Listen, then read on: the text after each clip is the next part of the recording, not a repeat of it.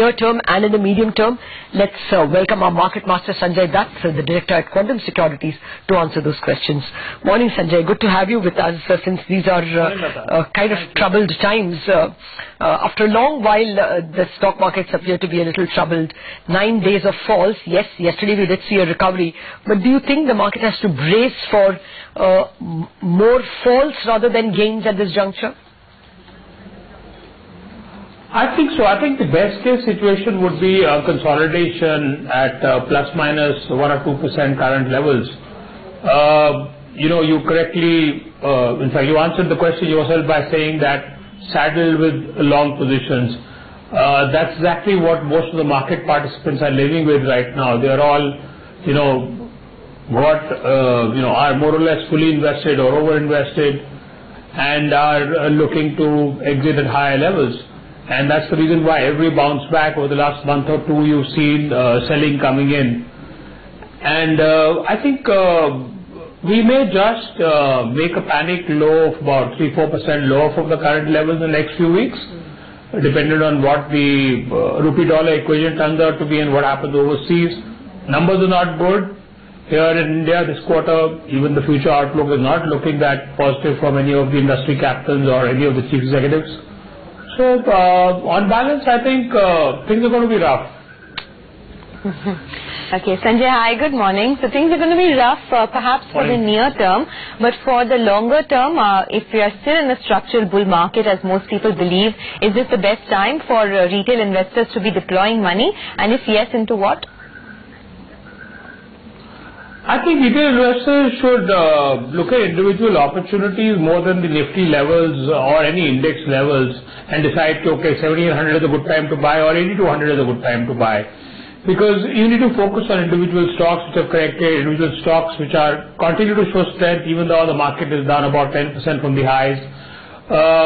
So I continue to maintain that, divested inward-looking companies, inward-looking sectors will continue to do well.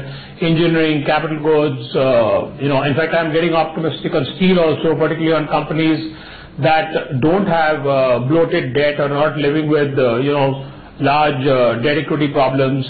So I think inward-looking sectors, anything that goes into capital goods, anything that will go into rolling out the infrastructure plans over the next 2 to 3 years for the country is going to be good. And mostly the guys who are providing the input, the companies that are providing the inputs for these, and not necessarily the companies who are going to execute these contracts, like the contracting companies or the LTs of the business.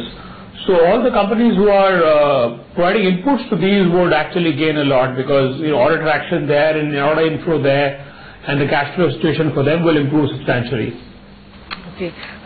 Sanjay, one of the traits of all the results that have been announced so far, even in the cases where profits are good, is that revenues have been bad. They've been pretty mediocre. We call a Godrej with 8% growth a good performance. I mean, revenue has not shown up. When do you see revenue picking up? Which quarter? I think Lata, that's about 2 quarters away. I see that towards the festive season, towards the September-December quarter, not before that, because by then monsoon, etc., everything would have played out. By then probably we would have got some more easing from RBI, maybe 2 more 25 basis point cuts or something. And like I keep saying, to me the most important thing that has to play out for the markets and that has to play out for the Main Street and the companies is the rupee-dollar equation, because I'm worried there. I think 64, 65, and you'll see panic in company balance sheets as well as in the market. So I think that has to play out, in the next few weeks or maybe next few months. And after that, we will see everything settling down. And of course, government is taking the right steps, but things take time. Economy, you can't move the macro so fast.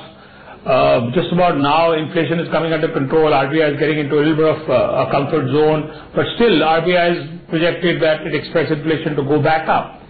So I think about we're a quarter or two away. Maybe the September quarter things will start looking better as far as top lines are concerned. Okay. When I asked you about the sectors that you're bullish on, you said engineering, capital goods and steel. But what about banking, Sanjay? Because yesterday was a clear instance when you saw ICICI Bank spike up 9%. It was an instance that, the market is hunting for good quality names at lower levels. Would you buy any of the private sector banks now?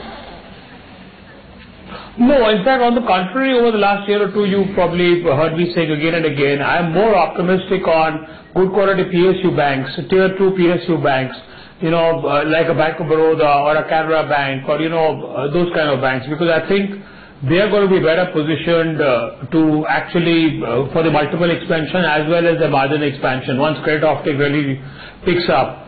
So, and banks like ICICI Bank and a lot of the other private sector banks, everyone's hiding in them. They're over-owned. No doubt they will give better growth, there will be better performance, they probably have more manageable NPAs. But I think once the beta sets in, the credit offtake moves, margins and performance of the PSU banks in terms of stock prices would definitely much better for investors as compared to the private sector banks. All right, Sanjay, just one final question. You said that there would be, there could be a panic bottom, maybe 3 to 4% lower in the near term in the next few days itself. What would you hunt for at that time? What would you buy? I continue to remain what Surya just mentioned. I continue to remain optimistic on those sectors. I think, but amongst the large caps, I think something that I'll surely now add to my portfolio and every fall is going to be Reliance Industries. Any revival that we see in the Nifty would primarily be led by Reliance, because most of the bad news and all the negatives are behind in that stock. The telecom plays, whether they're retailing plays, the old mothballed assets in the retailing, oil retailing, everything else is going to come into play. Even their, consumer retailing segment, that's the Reliance stores, etc., are now settling down. Okay. So I think that's the story to play in the next 2 years. So I would buy that amongst the large caps and the others that I just mentioned. Okay, I just pointedly wanted to ask you about the auto ancillaries. We just heard of a massive order coming in for Motherson Sumi, as well likely that Bharat Forge also will land up with a big defense order. Is that a space you like? I think selectively, stocks, selective companies, good managements, manageable balance sheets, who have pricing power, because the biggest problem in this auto ancillary business is companies who are able to maintain pricing power and have good cash in the balance sheet or cash flow management, because normally their buyers, the manufacturers, the OEMs tend to squeeze them a lot in terms of both working capital cycle as well as margins. So only those companies which have some strength, which have an edge over the rest in the auto ancillary space, I think would outperform in the next 2 to 3 years. All right, Sanjay, we'll leave it at that. Thanks for joining us and speaking about the markets as well as what you expect to see from here on. So that's the word.